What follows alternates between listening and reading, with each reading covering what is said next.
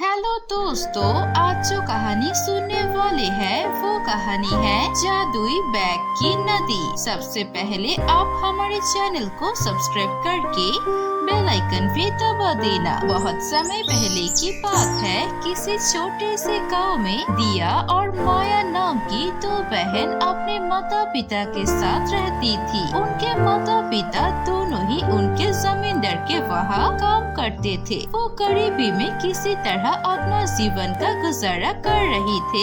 एक दिन अचानक उनके पिता की नौकरी चली जाती है। अगले दिन उनके माँ को बुलाकर उस जमींदार की पत्नी बोलती है, देखो दिया की माँ, हमें अब इतने सारे नौकरानी की जरूरत नहीं है, इसीलिए हम तुम्हें काम पर नहीं रख सकते। कल से तुम कहीं और काम ढूंढ लेना। उदास होके उनके माँ घर लौट आती है और अपने पति के साथ बात करती है, सुनिए जी, कल आपको नौकरी से निकाला और आज मुझे भी नौकरी से निकल दिया। पता नहीं अब हम कैसे अपने बच्चों का पेट पालेंगे। सिर्फ 2-3 दिन का खाना बचा है। हम अगर खाना न खाए तो उन्हें 7-8 दिन तक खाना खिला सकते हैं। ऐसे ही करते हैं, जब तक हम दूसरी नौकरी नहीं ढूंढ लेते तब तक हम खाना नहीं खाएंगे। रात को उनके माता पिता उन दोनों बहन को खाना देती है, लेकिन वो दोनों खाना नहीं खाते हैं। ये देखकर छोटी बहन माया पूछती है, माँ आप और पिताजी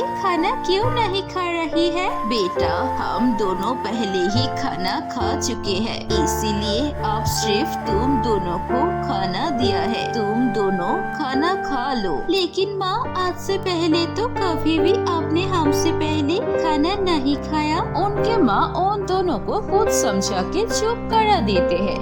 फिर वो दोनों खाना खाकर सोने चले जाते हैं। ऐसे ही 2 दिन बीत जाते हैं। 2 दिन तक सिर्फ उनको ही खाना देते रहे।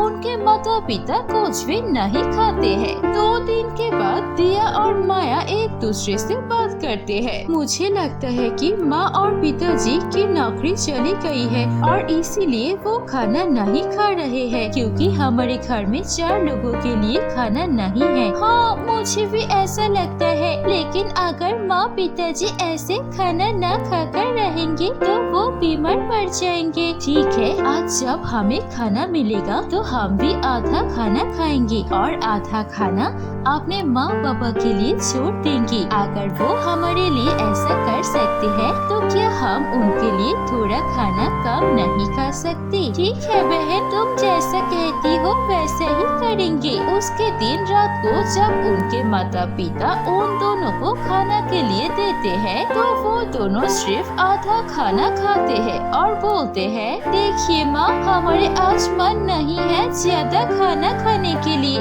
इसलिए हम इतना ही खाएंगे, बाकी खाना आप दोनों खा लीजिए। ऐसा बोल के वो दोनों चले जाते हैं और वो दोनों चुपके से देखते हैं कि उनके माता पिता बहुत प्यार से आधा खाना खा रही है। अगले दिन सुबह उठकर माया और दिया सोचती है, सुनो माया, हमें कुछ करना पड़ेगा। जब तक हमारे माता पिता काम नहीं ढूंढ लेते तब तक हमें ही उनका देखभाल करना पड़ेगा। उन्होंने हमेशा हम दोनों की सारी ख्वाहिशों का ध्यान रखा है। मैं देखा है कि यहाँ से दूर एक नदी है, उस नदी में कोमल का फूल मिलते हैं और अगर हम वो कोमल का फूल बेचेंगे तो हमें पैसे मिल सकते हैं। कम से कम एक वक्त की खाना तो हम खा सकेंगे एक साथ। ऐसा सोचकर दिया और माया उस नदी में चले जाते हैं कोमल का फूल लाने के लिए और फिर वो दोनों कोमल का फूल लेकर अलग अलग होकर बेचने लगते हैं। फूल ले लीजिए,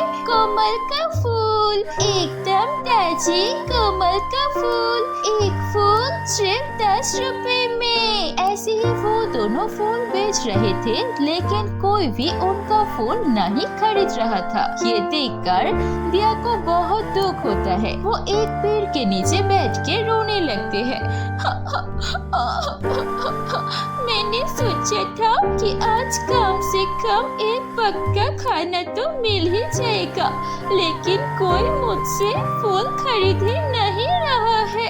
अब हम क्या करेंगे? अपना माँ पापा को मैं क्या खिलाऊंगी? ऐसे ही बैठ के दिया रो रही थी। तभी वहाँ पर एक लड़की आती है और बोलती है, ये लड़की सुनो, ये कोमल का फूल कितने का है? मैडम ये फूल सिर्फ 10 रुपए है। ठीक है, तो मुझे 5 फूल दे दो। और ऐसा बोल के वो लड़की दिया से 5 फूल लेकर उसे 50 रुपए देकर वहाँ से चली जाती है। दिया बहुत खुश हो जाती है और दिया सोचती है, मुझे 50 रुपए मिल गई। मैं इन पैसों से एक वक्ती खाना लेकर घर चलती हूँ। माँ पिताजी भूखे होंगे। ऐसा सोचकर दिया माया को ढूंढने लगते हैं। वो जाने लगती है, तभी उसे दिखाई देता है रास्ते में एक बूढ़ी औरत भीख मांग रही है। बूढ़ी औरत दिया को देखकर बोलती है, देखो बेटा, मेरी मदद कर दो। 3 दिन से कुछ नहीं खाया है, मुझे कुछ खाने के लिए पैसे दे दो।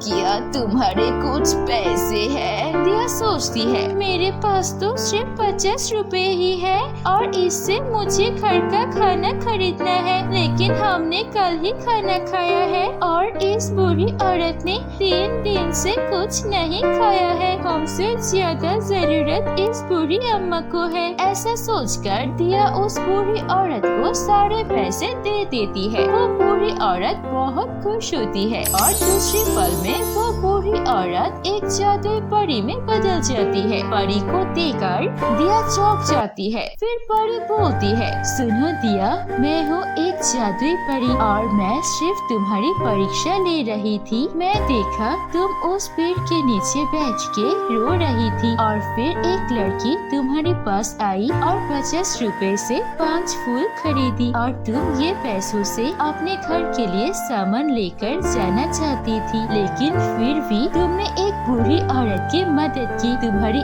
इस साफ दिल के कारण मैं बहुत ज्यादा खुश हुई हूँ और इसीलिए मैं तुम्हें कुछ देना चाहती हूँ। तुम अपनी छोटी बहन को लेकर मेरे साथ चलो। उसके बाद दिया अपनी छोटी बहन माया को लेकर उस परी के साथ जाती है। वो परी उन दोनों को लेकर एक जादुई 2 बैग के नदी के पास जाती है। जिस 2 नदी में बहुत तरह तरह की जादुई बैग तैर रही थी और 2 नदी से परी 2 बैग उठाकर उन दोनों को देती है और बोलती है, सुनो माया और दिया, ये है जादुई बैग। दिया, जब तुम इस बैग में हाथ दोगे तो तुम्हें बहुत सारा पैसा मिलेगा और जब माया तुम अपने बैग में हाथ डालोगे तो तुम्हें बहुत सारे खाने का सामान मिलेगा और ये जादुई बैग हमेशा ही तुम्हें पैसा और खाना देता रहेगा। कभी भी पैसे और खाने की कोई कमी नहीं होगी। लेकिन हाँ, एक बात याद रखना, पैसों का कभी भी गलत इस्तेमाल मत करना। हमेशा गरीब दुखी की मदद करना, उन्हें खाना खिलाना। ऐसा कह के परी वहाँ से गायब हो जाती है।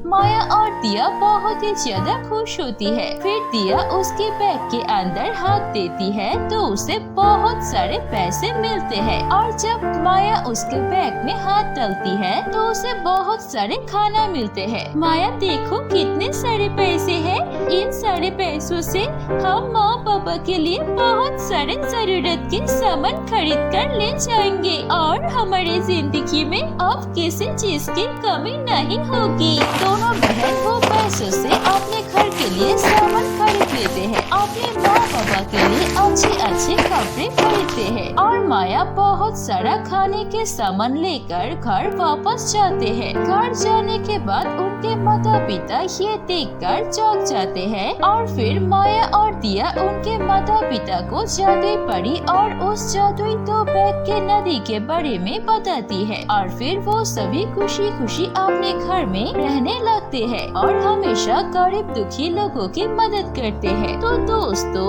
कैसी लगी आपको हमारी ये कहानी? कहानी अच्छी लगी है तो इसे लाइक कीजिए, कमेंट करके हमें बताएं आपको कहानी कैसी लगी और अपने दोस्तों के साथ भी शेयर कीजिए ये कहानी। अगर ऐसी और कहानी देखनी है तो प्लीज सब्सक्राइब कीजिए हमारे चैनल पर। हम ऐसे मजेदार कहानियाँ और लाएंगे। धन्यवाद।